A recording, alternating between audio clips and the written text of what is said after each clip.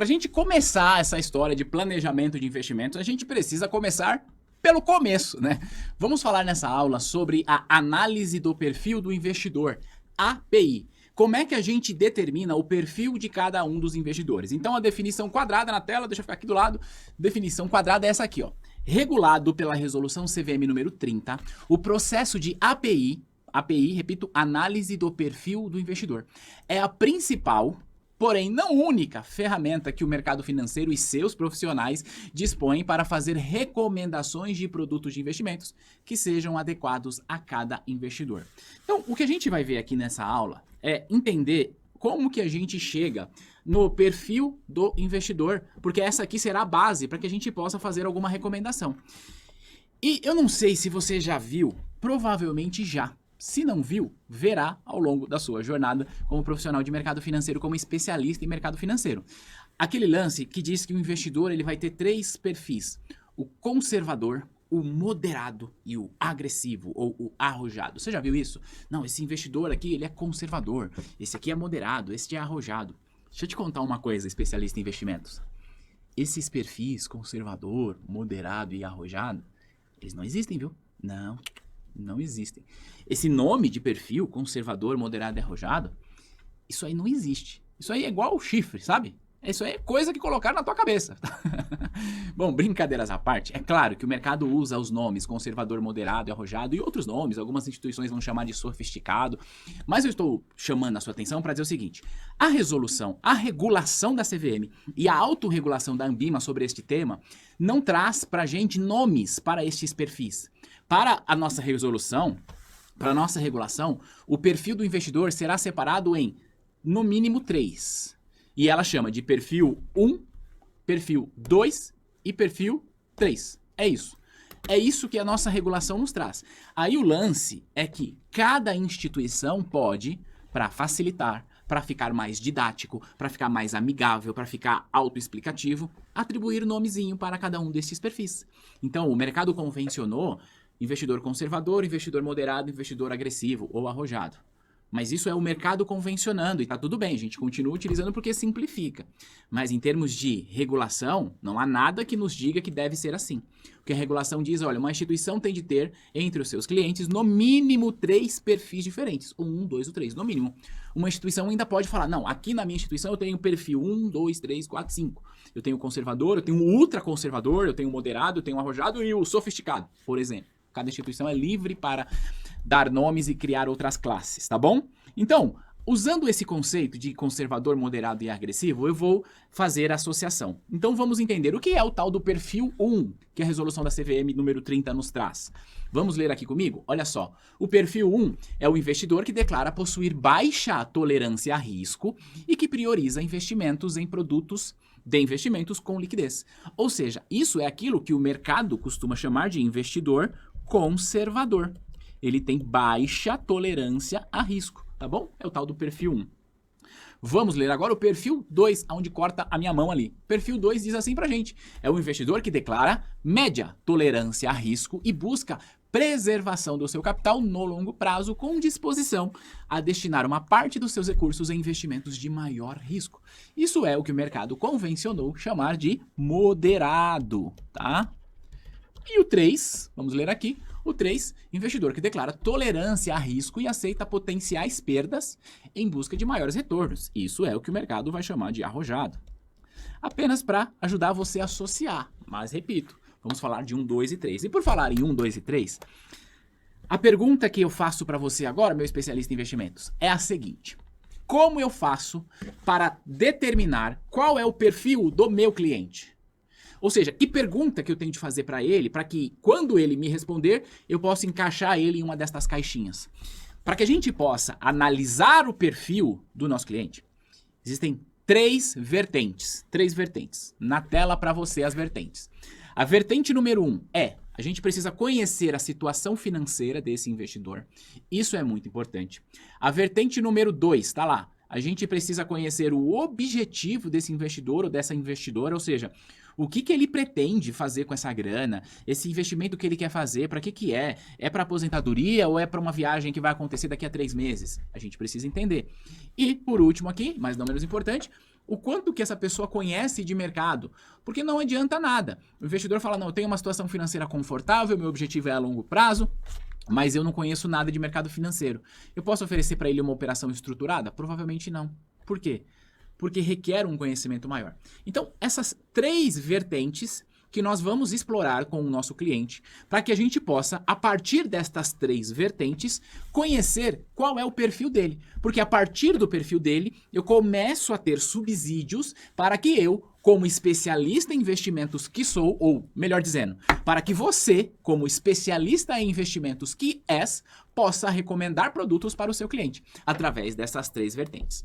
Ocorre que para eu conhecer a situação financeira desse cliente, eu preciso fazer algumas perguntas para ele.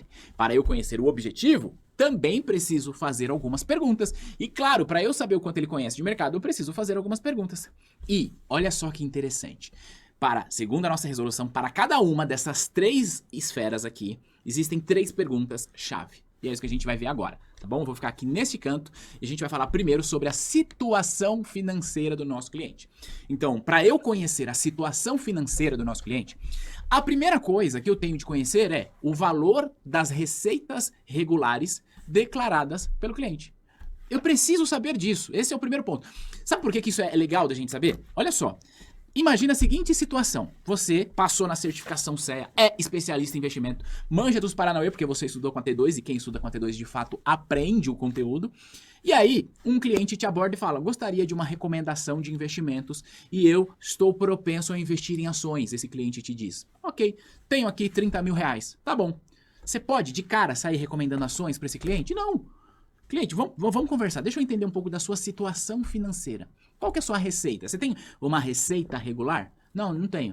Esses 30 mil reais, da onde que veio? Não, é porque eu recebi uma indenização porque eu saí do meu trabalho. Então, essa é a minha indenização trabalhista e agora eu estou desempregado. Mesmo assim, eu queria pôr em ações. Faz sentido? Ele até gostaria, mas não faz sentido. Não encaixa. Sacou? Não. Situação financeira, objetivo, tudo isso é importante, tá? 2. Qual a segunda pergunta? Olha só. O valor e os ativos que compõem o patrimônio desse cliente. Isso é importante. Qual que é o tamanho do patrimônio desse cliente? E mais, além de saber o tamanho do patrimônio, eu preciso saber que tipo de patrimônio ele tem. Por quê? Alguém que tem, sei lá, 100 mil reais numa caderneta de poupança é alguém que tem muito mais liquidez do que alguém que tem 10 milhões de reais em imóveis apenas. Óbvio que alguém que tem 10 milhões de reais em imóveis tem um patrimônio maior do que aquela pessoa que tem 100 mil reais numa caderneta de poupança. Óbvio. Mas não basta eu olhar o patrimônio, eu preciso entender o ativo, porque isso me responde à necessidade de liquidez que essa pessoa tem. Se a pessoa que tem 10 milhões de reais em imóveis é tudo que ela tem, se ela tiver uma dor de barriga, ela vai ter que pegar dinheiro emprestado. A pessoa que tem 100 mil na caderneta de poupança tem uma excelente reserva com liquidez imediata. Tá vendo? Por que é importante a gente saber do valor e o que compõe esse patrimônio? E eu vou ficar aqui no meio para a gente ver o terceiro junto, que é a necessidade futura de recursos declarada pelo cliente. Então, mais uma vez, né? Aquela pessoa que quer investir 30 mil reais no mercado de ações, ela pode? Ela pode, o dinheiro é dela. Mas faz sentido se ela não tem receita regular? E mais, faz sentido que ela pode até ter receita, mas ela tem uma necessidade de recurso para daqui a 2, 3 meses? Então, essas 3 perguntas nos ajudam a entender a situação financeira do nosso cliente. Agora, a gente vai rolar isso aqui para lá assim, ó, para a gente falar do objetivo. Como você pode ver aqui atrás de mim, o objetivo ali, uma pessoa comprando um carro, uma casa, alguma coisa dessa natureza. Então, eu preciso saber o objetivo desse investidor quando ele quer uma recomendação. Porque se eu não sei o objetivo, não faz sentido nenhum fazer recomendação. Então a primeira coisa que eu pergunto para ele é, o investidor, seu fofo, qual é o período que você deseja manter esse investimento? Por 1 mês? 2 meses? 5 anos? 10 anos? Isso é importante. O que mais que eu vou perguntar para ele? Olha só. As preferências declaradas do cliente quanto à assunção de risco. Então, investidor, olha só, quero falar do seu objetivo, mas deixa eu te fazer uma pergunta. Se eventualmente o mercado apresentar uma desvalorização de 10% em um determinado mês, o que você faz imediatamente? E deixa ele responder. Esse formulário de API normalmente tem perguntas ali com alternativas, né, pra gente poder mapear mais rápido. Mas, veja, Se ele fala, não, eu saco imediatamente, peraí, não adianta você querer ser arrojado, você não vai ser, porque você tem medo de oscilação. E ó, a finalidade, né? As finalidades do investimento, isso é importante, porque quando eu olho para a finalidade do investimento, eu consigo, inclusive, fazer uma leitura subjetiva e comportamental disso. Deixa eu te explicar. Imagina o seguinte, eu chego para você, especialista em investimento, e digo, tenho 50 mil reais, preciso investir para daqui a 6 meses. Por quê, Thiago? Porque daqui a 6 meses é a minha festa de casamento e eu preciso pagar o buffet, o fotógrafo e todo mundo mais. Olha só, então, voltando aqui. Número 1, eu trouxe para você o período, 6 meses, trouxe para você a finalidade. Você concorda comigo que, em se tratando desta finalidade específica, eu tenho um prazo que é inadiável, e além de ser inadiável, eu tenho um evento que é carregado de sentimentos, que é carregado de um valor sentimental, e qualquer coisa que dê errado com a minha grana pode prejudicar essa realização de um sonho, que eventualmente seja. Agora, olha que diferente. Eu tenho 50 mil reais, eu quero que você me recomenda. Por quê? Mais ou menos daqui a 6 meses eu tô pensando em trocar de carro. É um objetivo? É. Finalidade? Trocar de carro. Quanto tempo? 6 meses. Apesar de trocar de carro ser algo também importante, não é necessariamente uma realização do sonho, porque eu já tenho um carro. E mais, se for 6 meses, mas poxa, 6 não, 7, tá tudo bem pra você? Percebe? É um compromisso que ele é mais flexível. Então é importante a gente entender isso também. Agora, além destas perguntas que referem-se, portanto, ao objetivo, nós precisamos saber do conhecimento que esse investidor tem. Então, para isso, a gente faz assim. Não foi? Faz de novo. Ih, tá falhando. Agora vai. Aê, meu garoto, cortou minha mão e foi. A gente precisa saber o quanto que essa pessoa conhece de investimento. 3 perguntinhas. Primeiro, os tipos de produtos, serviços e operações com os quais o cliente tem familiaridade. O que esse cliente já fez no mercado financeiro? Mais uma vez, alguém que só guardou dinheiro numa caderneta de poupança, não faz sentido migrar para comprar criptomoeda ou operação estruturada, certo? O que mais? Olha só. Tem hora que ele não quer andar aqui, agora foi. A natureza, o volume e a frequência das operações já realizadas pelo cliente no mercado de valores mobiliários, bem como o período em que tais operações foram realizadas. A gente precisa entender, cliente, o que você já fez no passado no mercado? O que você já tem de experiência? Isso é importante para que eu possa fazer uma recomendação que vá ao encontro daquilo que você é capaz de absorver em termos de conhecimento, tá bom? Terceira pergunta. Apertei o botão errado. Terceira pergunta é essa aqui, ó. Nós precisamos saber a formação acadêmica e a experiência profissional do cliente quando se trata de um investidor pessoa física.